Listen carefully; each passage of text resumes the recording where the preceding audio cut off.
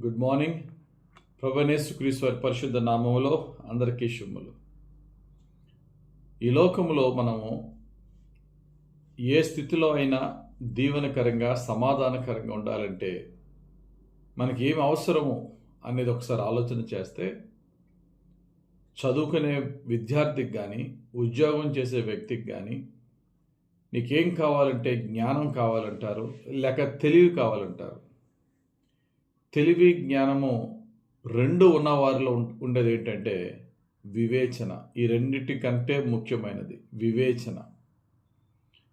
తెలివి జ్ఞానాన్ని సంపాదించిన వాళ్ళలో ఈ వివేచన లేకపోతే దాన్ని ఎలా ఉపయోగించాలో వానికి తెలియదు. భక్తుడైనటువంటి సొలొమోను దేవునికి ప్రార్థన చేస్తున్నాడు. దేవుడు అడిగాడు, నీకేం కావాలో కోరుకోమని. రాజుల మొదటి గ్రంథంలో 3వ అధ్యాయం 9వ వచనంలో, ఎంత గొప్పదైన నీ జనమునకు న్యాయము తీర్చగలవాడు ఎవడు?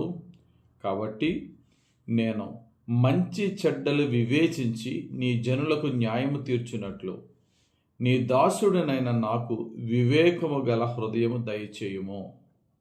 ఈడ సొలొమోను వివేకము గల హృదయం. అప్పుడు దేవుడు తను అడిగిన దానికి చాలా సంతోషించాడు. దీర్ఘాయుష్ని అడగలేదు, నువ్వు నీకేం కావాలో కోరుకోమంటే.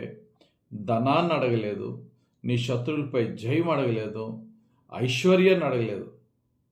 అయితే వివేకం అడిగావు కనుక నీకు వివేకముతో పాటు జ్ఞానాన్ని, తెలివిని, వివేకాన్ని. 2వ దినవృత్తాంతాల గ్రంథం 1వ అధ్యాయం 10వ వచనంలో జ్ఞానమును తెలివిని అడిగాడు. ఈ రెండింటినీ మిక్స్ చేసి రాజుల గ్రంథంలో అయితే మనం చూస్తే వివేకము అనే మాట మనం ఇక్కడ చూస్తున్నాం.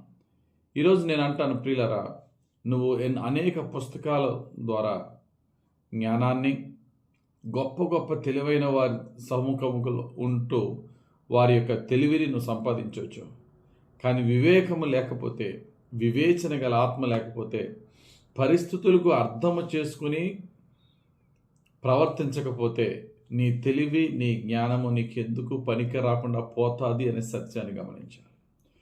వివేకము తెలివి కంటే, జ్ఞానము కంటే వివేకము గొప్పది అనేది నేను ఎందుకు చెప్తున్నానంటే, బైబిల్లో వివేకాన్ని దేనికి ఉపయోగించాడు, తెలివికి దేనికి ఉపయోగించాడు, జ్ఞానాన్ని దేనికి ఉపయోగించాడు మనం చూస్తే, దేవుడు సృష్టించిన సర్వ సృష్టిని ఈ మూడిటితో దేవుడు సృష్టించాడు.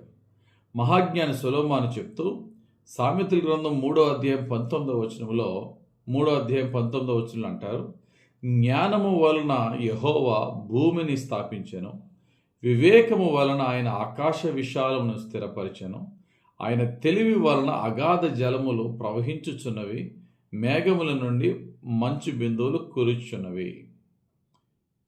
జ్ఞానముతో భూమిని సృష్టించాడు దేవుడట. వివేకముతో ఆకాశాన్ని సృష్టించాడట, ఆకాశాలన్నింటినీ కూడా, హెవెన్స్ని. అలాగే తెలివితో భూమి మీద ప్రవహించు నీటిని, ఆకాశం నుంచి వచ్చే ఆ యొక్క బిందువులు, మంచుని దేవుడు సృష్టించినట్టుంది. ఒక ప్రశ్న అడుగుతున్నాను, భూమి గొప్పదా, ఆకాశము గొప్పదా? భూమి పెద్దదా, ఆకాశము పెద్దదా?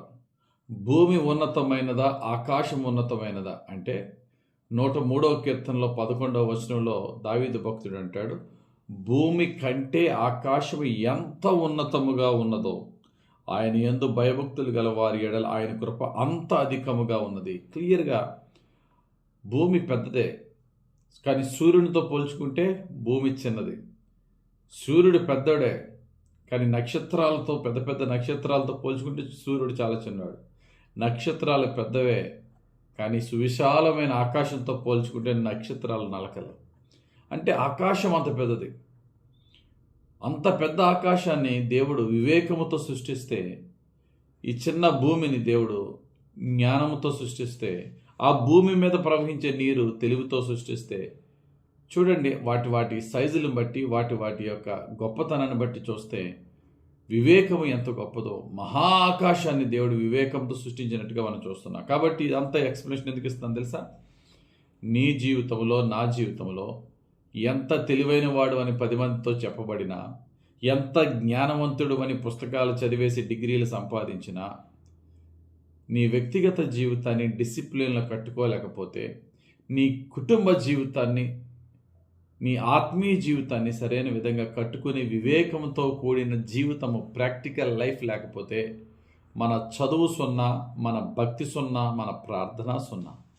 వివేకమే మన జీవితాన్ని కడతాది. కాబట్టి దేవుడిని అడుగుతాం భక్తుడైన సొలొమోను వలె, నీతి న్యాయములు, సత్యాసత్యాలను వివేచింపగలిగే వివేకము గల ఆత్మీయ ప్రభు అని దేవుడిని అడిగాడు.